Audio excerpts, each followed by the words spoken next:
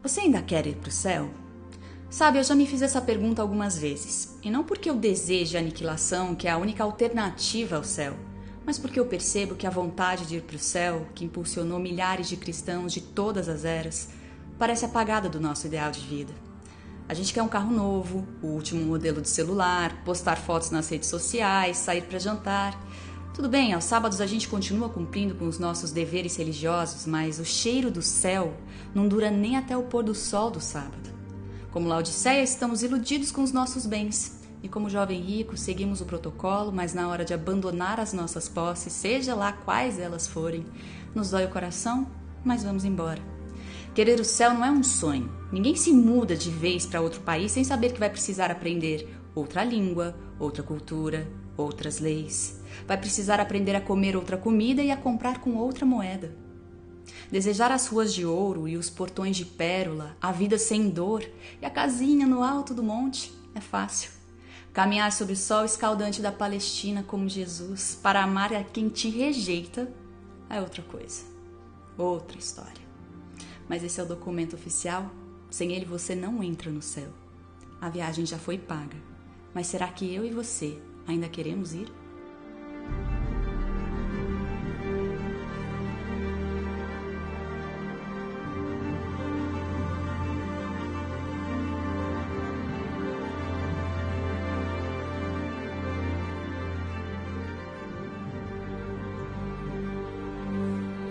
Para conversar conosco sobre um mundo sem pecado, eu tenho o privilégio de receber ao pastor Alejandro Bulhon, que é doutor em teologia e evangelista internacional.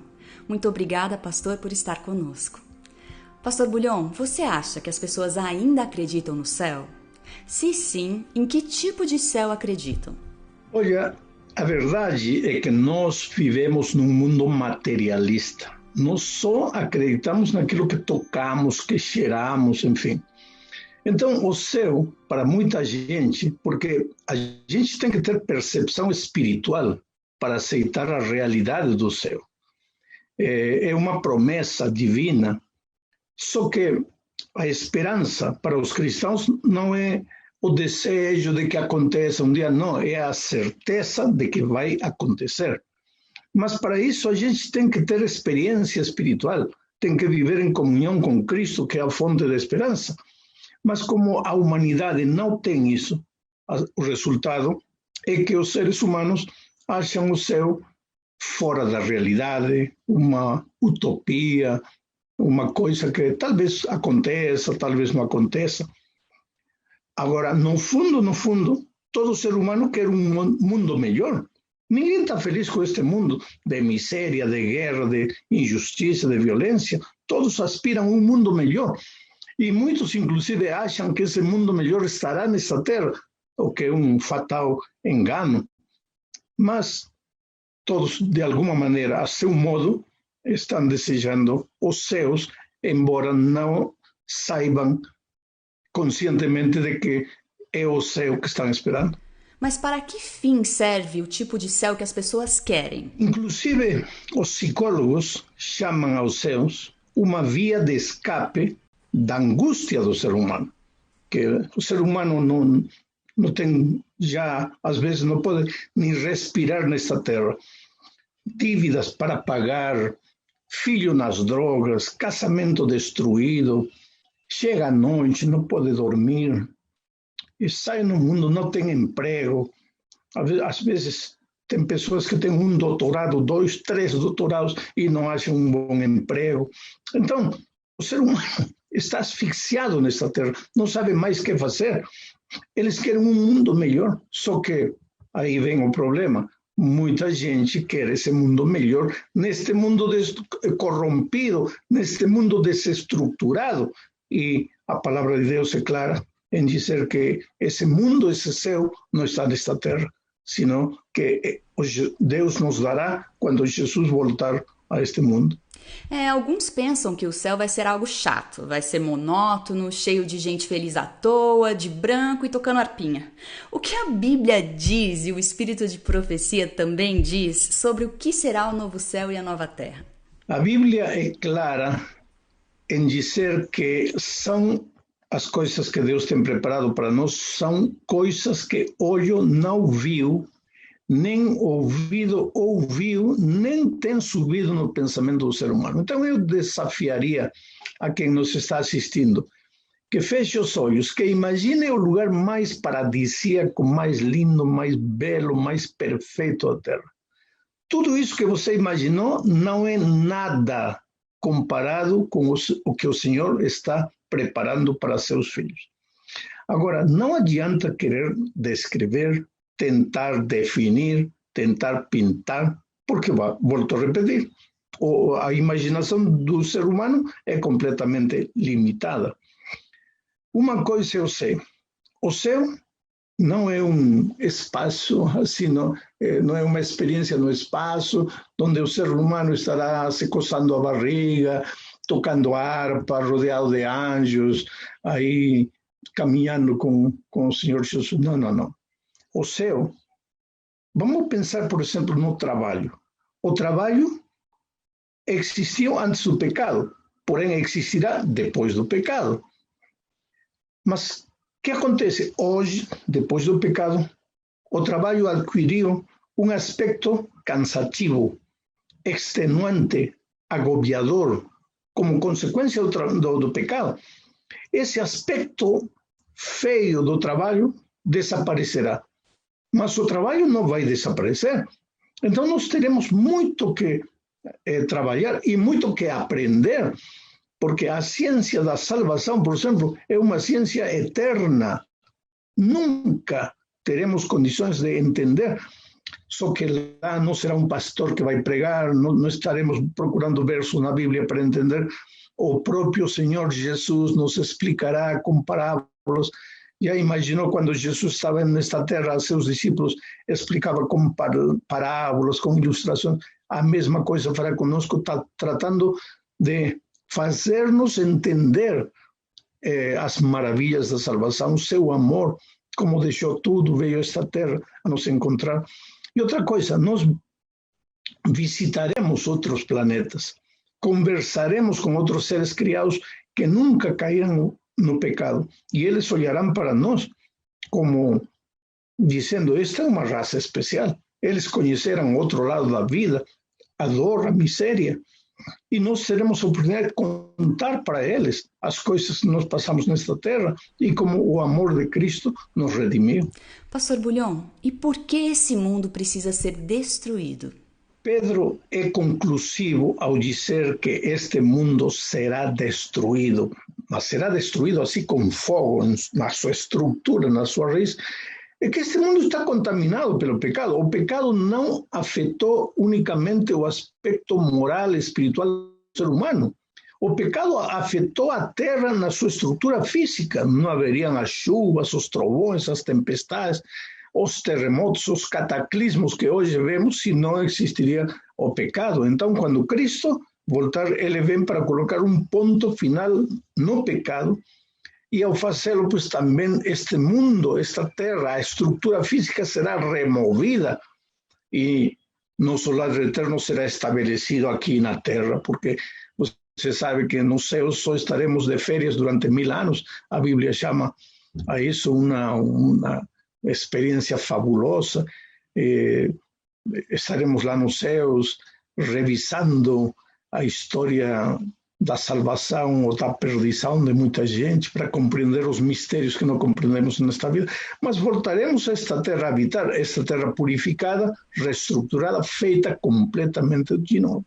A Bíblia diz que a cidade santa descerá para esse planeta que a gente vive. Existe uma diferença entre o céu e a nova terra? E o que vem a ser essa nova terra? Pois é, como te disse, lá nos céus nós estaremos apenas de férias durante o milênio. É interessante isto, porque seguramente que em outra entrevista acerca do milênio com outra pessoa vai ser esclarecido isso, mas quando Cristo voltar, os mortos em Cristo ressuscitam. Aqueles que não aceitaram Jesus, com a presença de Jesus, morrerão. Então o que acontece? Os vivos que seguiram a Jesus com os mortos ressuscitados em Cristo irão para os céus durante 1000 anos. Depois de 1000 anos, voltaremos a esta terra. Aí o diabo intentará apoderar-se da santa cidade que desce. Apocalipse descreve perfeitamente isso. Mas nosso verdadeiro lar, nosso lar eterno será estabelecido nesta terra. É aqui que viveremos eternamente. Mas nesta terra, pois, sem dor, sem lágrimas e com a presença de Jesus permanentemente a nosso lado. E como será o contato dos seres humanos com Jesus? Ele vai voltar a ser face a face? Olha, tem uma coisa maravilhosa, veja, eu espero a volta de Cristo, porque quando Cristo voltar eu vou ter a oportunidade de abraçar meu pai, que tenho certeza que vai ressuscitar minha mãe, e viver com eles eternamente. Os mortos morrem com câncer, de velhice, com coronavírus, o que for, mas quando eles ressuscitarem, ressuscitarão perfeitos. Isto mortal será vestido de imortalidade. Isto corruptível será vestido de incorrupção. Mas a grande alegria minha não será só ver meus pais. Eu gostaria de conhecer os grandes heróis da Bíblia, José, Daniel, homens que me inspiraram. João, o filho do trovão que, no companheirismo com Jesus, chegou a tornar-se o discípulo do amor. Mas minha grande esperança é ver Jesus cara a cara. Eu não sei, humanamente eu imagino, porque a palavra de Deus não diz nada a respeito, mas para abraçar Jesus deve haver uma fila gigantesca. Eu imagino humanamente, não? Uma fila gigantesca, milhares e milhares de redimidos. Eu, pessoalmente, neste mundo, não gosto de fazer fila para nada, de formar fila para nada. Se estiverem doando um carro aí, mas tem que fazer fila comigo, não tem. Eu não quero fila para nada. Mas lá nos céus, eu digo que eu vou esperar o tempo necessário, porque quero abraçar Jesus pessoalmente, olhar nos olhos dele e dizer: Senhor, que alegria poder te ver lá na terra. Eu, sem ter tocado você, pela fé eu tenho pregado de teu evangelho, de teu amor, e que bom que estou aqui, que bom que tua graça me redimiu, que teu Espírito me ajudou a chegar até aqui. Será uma emoção sem par. E pois diz Apocalipse, capítulo 14, versículos 4, 5, que lá nos céus os remidos seguirão ao Cordeiro por donde queira que vá, caminharemos com ele. E lá nesta terra também, quando viermos, ele será nosso templo, nosso santuário, que teremos a presença de Jesus permanentemente conosco. No céu nós vamos reconhecer a nossa família, os nossos amados e até estranhos que passaram por nosso caminho? A Bíblia não diz nada disso, mas o Espírito de Profecia diz que quando Cristo voltar, vamos ver e reconhecer a nossos amados. Logicamente transformados, já falei isso. Eles morreram sem duas pernas, ressuscitarão com as duas pernas. Eles morreram acabados, destruídos pela idade, ressuscitarão na plenitude da vida. Ou seja, será uma experiência fabulosa. É por isso que a Bíblia diz coisa que olho não viu, nem ouvido ouviu. E é por isso que vale a pena trocar, às vezes, pequenos prazeres, pequenos momentos felizes desta vida miserável. Vale a pena trocar tudo isso pela eternidade? Não. Então, se tem que renunciar a algo, se tem que deixar algo, este é o momento de preparar-se para o encontro com Cristo. Existe a possibilidade do pecado se levantar novamente? O profeta Naum disse que o pecado não se levantará por segunda vez. Agora, a Bíblia não explica por quê, mas permite-me fazer algumas deduções de tudo que a Bíblia fala da experiência do pecado. Olha, se você se queima com água quente, já aprendeu que a água quente queima. E não vai ser tão tonto de voltar a colocar o dedo na água fervendo. Não nem se trata de tonteria, mas que instintivamente você já não mais coloca o dedo. Não? Há um ditado que diz: gato escaldado tem medo de água fria.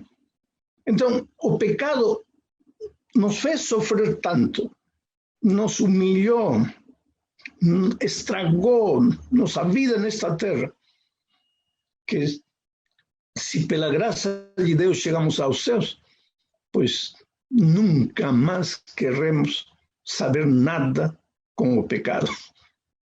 Habremos sido redimidos. E outra coisa, ressuscitaremos com natureza espiritual transformada. Já não teremos a natureza pecaminosa que nos leva para o pecado.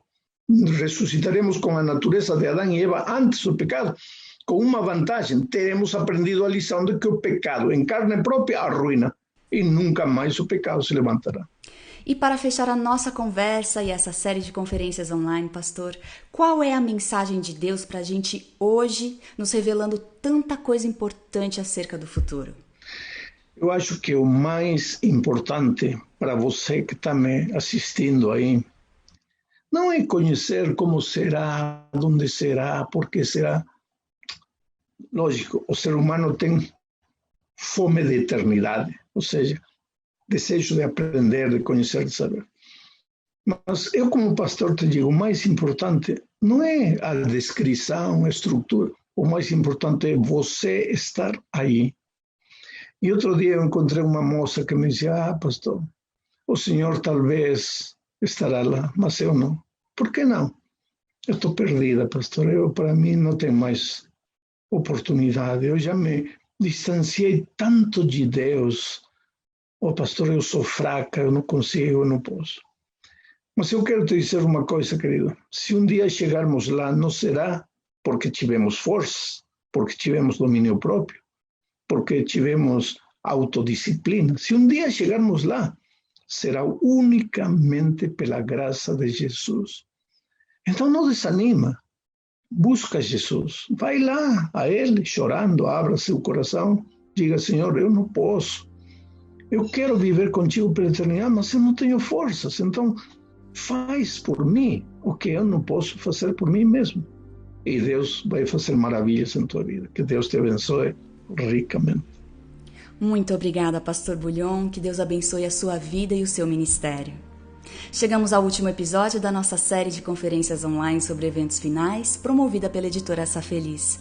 Espero que essa jornada tenha sido de descoberta ou de redescoberta, de aprendizado e, acima de tudo, de alento.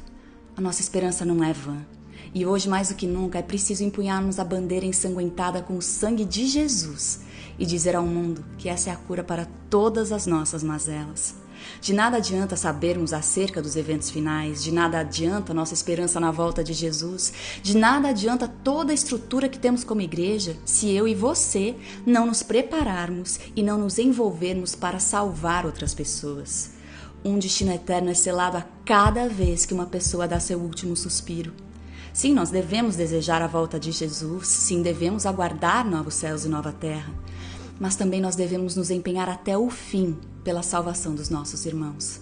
Não se enganem, nós estamos indo para a casa do Pai e Ele vai nos perguntar por nossos irmãos. Por isso, não desanime, não permita que a sua fé esmoreça, que a sua esperança se torne muito mais do que uma marca ou um slogan, e que a sua religião não seja apenas uma conveniente e familiar tradição. Levante a cabeça e olhe para cima. Cristo vem logo. A nossa redenção se aproxima. Que Deus te guarde para esse dia. Até lá.